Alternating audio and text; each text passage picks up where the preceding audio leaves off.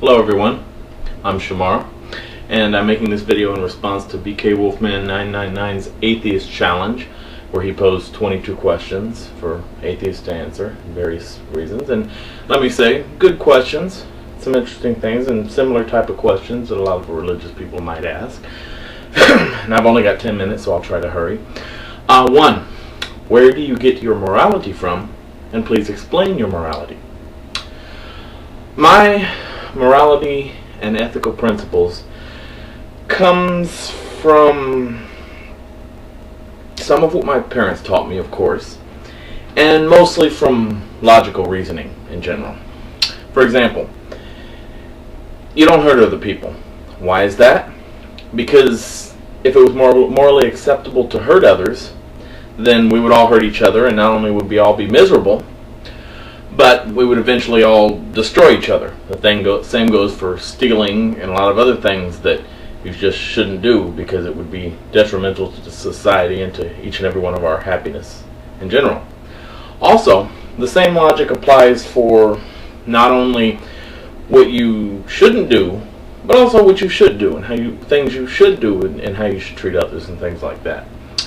For example, if you see someone that needs help, you help them. Why?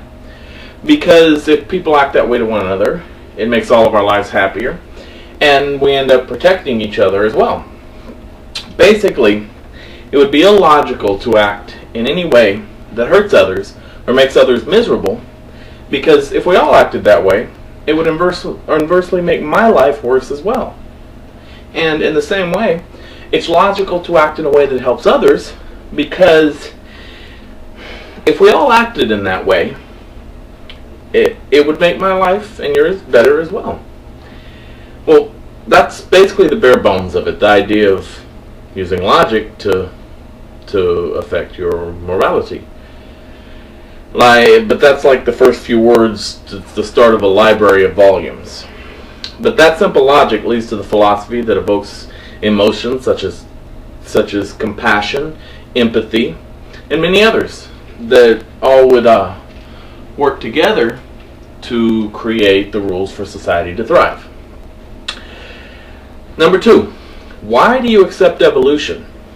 Explain how you came to your conclusions. I accept evolution because, well, for one, of the mountain of data that supports it. There is so much evidence in support of evolutionary theory. In fact, nothing short of a biological breakthrough discovery that shakes the very foundation of everything we know about biology and evolutionary theory and all the life sciences would be enough to challenge all of the evidence that we have to support evolution as the explanation for the diversity of life on this planet. The theory of evolution is one of the 4 unifying theories in biology. Those would consist of the cell theory, the gene theory, the theory of heredity, and the theory of evolution. If even one of those 4 unifying theories is wrong, then most of the technology, the discoveries, the advancements that we have in modern biology today would all have not been possible, or would have been virtually impossible. Number 3, what is the meaning and the purpose of your life? Well, me personally, or what I would say simply to answer that question, whatever I choose it to be. But start over. Number 3, what is the meaning and purpose of your life? Whatever I choose it to be. I could even choose none or nothing if I wanted to, if I was some type of nihilist, but that's not very logically effective or beneficial, if I were so inclined, though. However, at this moment I'd say that it is simply to experience as much as possible and to learn as much as possible. I'm a psychology major, and one of my hopes is that one day I'll be able to help others live as full and happy a life as possible. Also, I hope that along the way I can make some type of contribution that will add to the gaining of knowledge, the proliferation of the human species, and making life better for future generations. Number 4. What is the greatest thing that you've ever done for others? I don't consider anything I've done to be great. I mean, that's really, really, really a hard question to answer. I always help anyone who needs it if I can.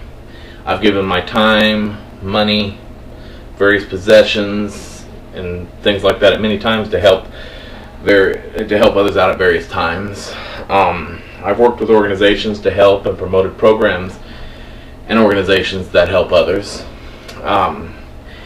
It would be difficult, very difficult, to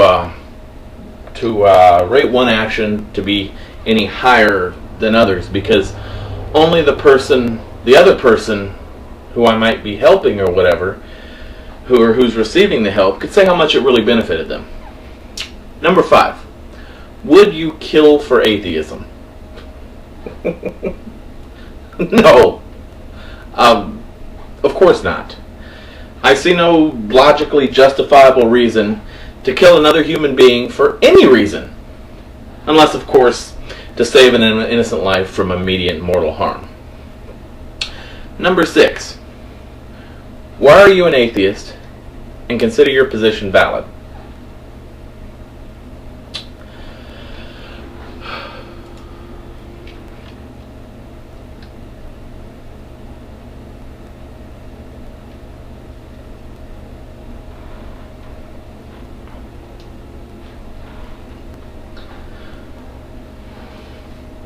Number 6.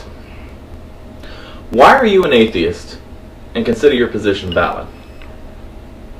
To be an atheist simply states that I do not have a belief in any form of God or godlike being. And I consider my position on that point valid because I've never seen any evidence that states differently, which could not be explained by natural science. Number 7. If you died and discovered a God existed, what would you say to he, she, it?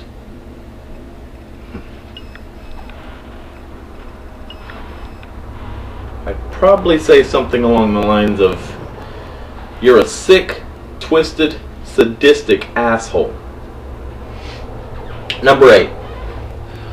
What religion in your eyes is the most dangerous today and in the past? Today, I'd have to say that Christianity and Islam would be pretty much tied for that one. They have different doctrines, but overall, generally the way they work, they're very similar type of situation. And in the past, probably Catholicism.